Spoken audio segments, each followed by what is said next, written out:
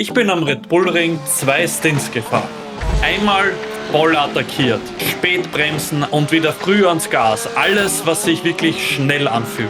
Und einmal kontrollierter, also immer noch voll am Pushen, aber ruhiger am Input auf den Pedalen und saubere Übergänge. Also weniger Kampf gegen das Auto. Der sanfte Stint war schneller, aber sauberer war er trotzdem nicht. Genau dieser Test zeigt, warum dich eine einzelne Bestzeit täuschen kann. In Garage 61 siehst du das sehr gut. Der zweite Stint war im Schnitt schneller und auch die schnellste Runde war im zweiten Stint besser. 1 Minute 27,815. Aber ich will den Test jetzt nicht schönreden. Ich hatte auch im zweiten Stint Off-Tracks. Und genau deshalb wird es interessant, denn es geht jetzt nicht darum, welche Runde war schneller, sondern welche Fahrweise funktioniert im Rennen. Im aggressiven Stint sind die Fehler meist am Apex und am Exit passiert. Ich wollte einfach zu früh zu viel.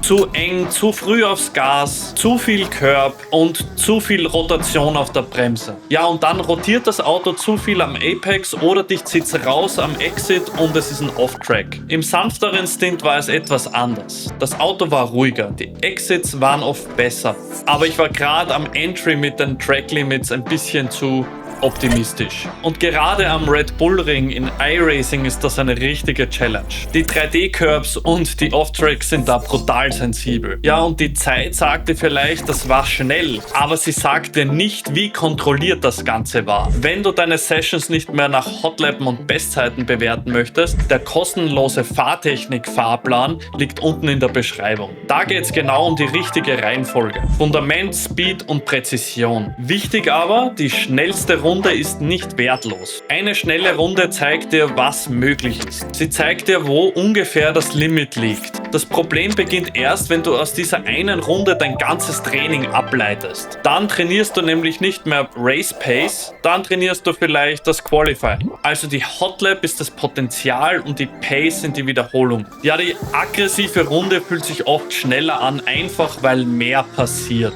Später bremsen, härter einlenken, früher ans Gas, mehr Curb und am Exit mehr Korrektur. Das wirkt für uns nach Attacke und es ist auch manchmal schnell.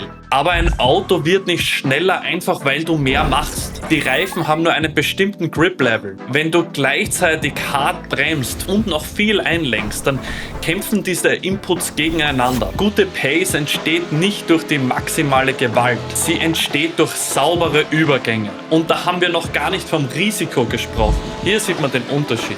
Links bin ich aggressiv gefahren und rechts sanft. Man sieht das auch gut in den Daten. Die farbigen Linien sind aggressiv gefahren und die weißen sanft. Man sieht hier gerade in der Geschwindigkeit die Unterschiede. Ich kann früher aufs Gas und das trägt sich dann bis ans Ende der Geraden. Ich bin viel zu aggressiv auf der Bremse, gehe noch über den Innencurb und da verliere ich massiv Zeit. Das Auto ist dann am Exit extrem unruhig und da verliere ich natürlich Traktion. Und das Ganze sieht nur deswegen schnell aus, weil sich viel tut. Beim aggressiven Stint muss ich das Auto weniger überfahren. Beim sanfteren Stint muss ich die Linie sauber begrenzen und nicht so gierig am Gas sein. Das ist der eigentliche Trainingspunkt. Nicht fahr einfach langsamer, sondern halte das Auto ruhig und mach deine Kurven wiederholbar. Gerade am Red Bull Ring ist das spannend, weil die Strecke in iRacing total sensibel auf Curbs und Off-Tracks reagiert. Ich war beim DTM-Auftakt am Red Bull Ring vor Ort. Da wird in echt deutlich lockerer mit Track Limits umgegangen.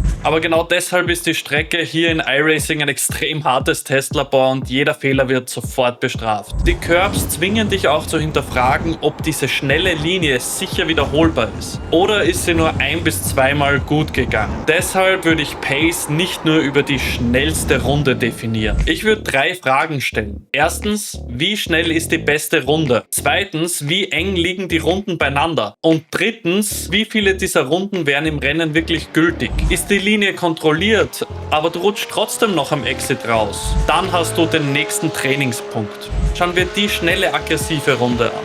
Ich frage mich ständig, wo kann ich noch später bremsen? Wie viel kann ich noch riskieren? Wie viel Rotation geht eigentlich noch und wann kann ich so früh wie möglich aufs Gas? Wenn ich Pace trainiere, ist die Frage eine ganz andere, nämlich wie oft kann ich diese schnelle Runde wiederholen innerhalb der Track Limits. Das ist dann ein komplett anderes Training. Beim Hotlappen reicht es, wenn man eine gute Runde hinkriegt. Im Rennen schaut es aber ganz anders aus. Da kommt der Verkehr dazu, der Druck, Angriff und Verteidigung. Die Reifen sind dann auch nicht mehr ganz frisch. Und du triffst Bremspunkt, Einlenkpunkt und so weiter nicht jedes Mal perfekt wie in dieser einen Hotlap. Mein nächster Trainingsschritt wäre dann recht klar. Nicht weiter Hotlappen und Bestzeiten jagen, sondern eine kritische Stelle isolieren. Zum Beispiel einen schwierigen Curb oder einen schwierigen Exit. Eine Sache. Dann fahre ich dort 10, 20 Wiederholungen. Aber nicht mit dem Ziel, eine muss perfekt sein und schaffe ich es noch schneller und schneller, sondern mit dem Ziel, wie oft bleibt die Kurve schnell, aber auch gültig.